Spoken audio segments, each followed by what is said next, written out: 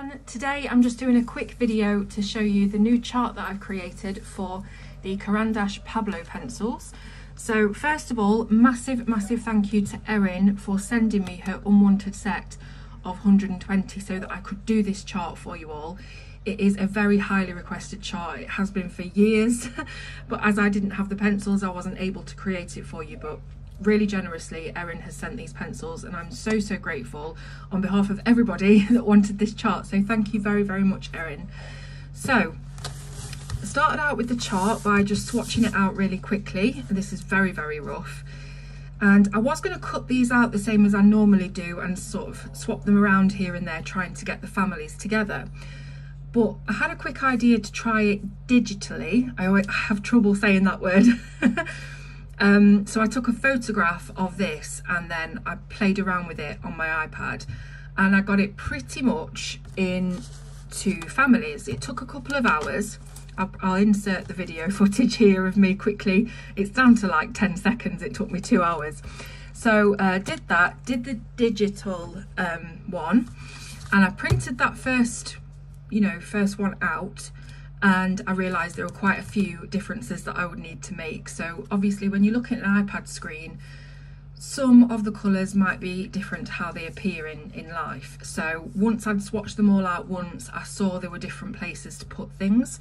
So that was the first iteration of the chart. And then we have the final iteration, which you'll be able to download absolutely free on the link in the description. It will be a blank chart for you to fill in all of the colours in their family orders.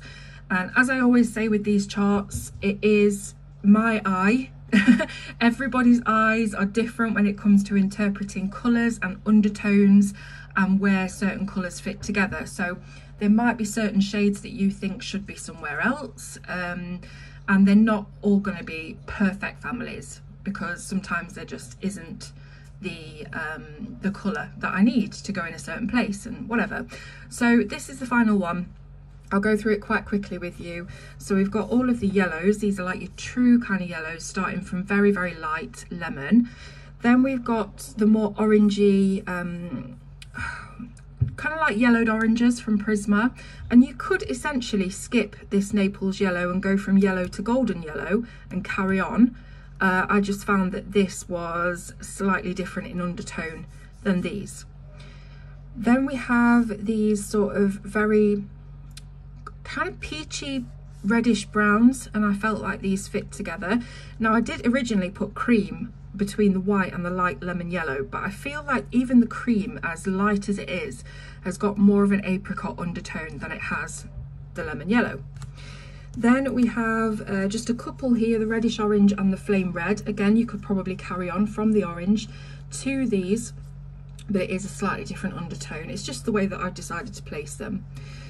Then we've got orangey red colours, and these are kind of dusky reds, I guess. Quite desaturated. It's just a nice little family on its own. There are some really nice unusual colours in the Pablo set, I've noticed. Then we've got some pinks, but definitely with more red.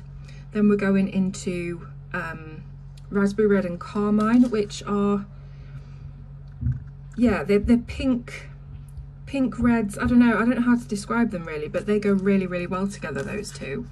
Then we've got all of the red violets, as you can see, then the purples, and this is moving on to more of a bluish purple. So this is definitely more of a red violet kind of purple, whereas this is more blue.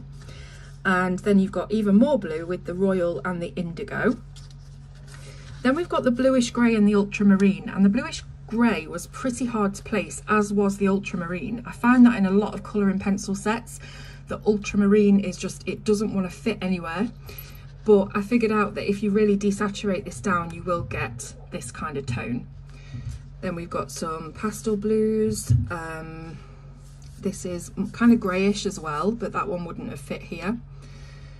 Some more kind of greyish blues with a little bit of green, tinge of green. This Blue Jeans pencil, by the way, is so soft. It's one of the really soft pencils. Absolute joy to use. Then we've got the more traditional kind of royal blues, and then we're moving into a bit more of a greenish blue. And again, even more green, and then we're into more green than blue. So it kind of goes blue, blue with a bit of green, green with a bit of blue. Then we've got these lovely kind of dual tone greens, and this is kind of carrying on that that family, but they are slightly different. We've got some kind of lime greens, kind of chartreusey colours, and then yellow chartreusey colours here going into more of like a mossy olivey green. Then you have these two on their own, moss and spruce, a little bit again more desaturated greens. Over here we've got some more kind of chartreusey colours, but they're more yellow than these ones. So these are more green, these are more yellow. I don't know if you can tell on the screen, but they are. And the umber is a brown, as you'll know, but it's definitely got green tinges in it. I tried it all over the place, but it's definitely got green tinges, so it's going here. Green ochre olive brown, this is like your polychromos green gold colour, absolutely gorgeous combo. Then we've got orangish yellow and golden ochre. Now I did originally put these all together as a 5, but the light ochre, which blends perfectly into that one, is lighter than the golden, but if we put the golden in between there, it wouldn't blend with the ochre. Do you know what I'm saying? So it was like trying to figure it out. These are slightly more orangish, these are more brown. Then you've got some really warm browns here, cooling down here with these. Now the burnt sienna and the brownish orange, they are quite warm, but they weren't the same temperature as these. So again, it's just trying to fit them everywhere you can. Now the greys were a bit weird. So we've got all of these warm greys, like elephant kind of greys, and then we've got these which look cooler, but when you put them next to these are sort of, maybe they call them neutral greys, I don't know. Some of them are warm, some of them are cool toned. It's all kind of strange, but I couldn't sort of fit any of these in here without it looking weird. So the ivory black is actually the darkest of the two blacks, so that went on the end there, and then of course you've got the metallics. So very, very quick look at the colour pencil family chart for the Caran Pablo 120. Again, this will be a free download in the description. If you click on the link, it will take you to the site where I've already uploaded the chart, so it will be instant when you make the checkout for it. It will be an instant delivery, and you just put 0 in the box where it says how much do you want to pay. Just put 0. Everything is free, always will be. I've said that for years, I'm maintaining it, so grab it while you can. And I really, really hope that it's useful and that all of the people that have been asking for it over the years are happy with my placement of colours. So I'm going to be doing some sort of video. I don't want to say a review because I've already reviewed the Pablos and it didn't go well. This was years ago, before I kind of knew about different papers and different techniques of colouring and things. I thought they were really, really hard and hated them. But now that I've sort of done a couple of these swatch charts and I've been scribbling them about and things, I really do now know that it is the paper that makes a huge difference. This is a Nina Bristol vellum cardstock, and it's the side that isn't as toothy. I noticed on the toothy side don't work quite as well for some reason. This side isn't as toothy, it's still not smooth, but they really do lay down beautifully. So I will be doing some kind of video to update my views on the Caran Pablos, and the main point of it will be you need to choose your paper very wisely.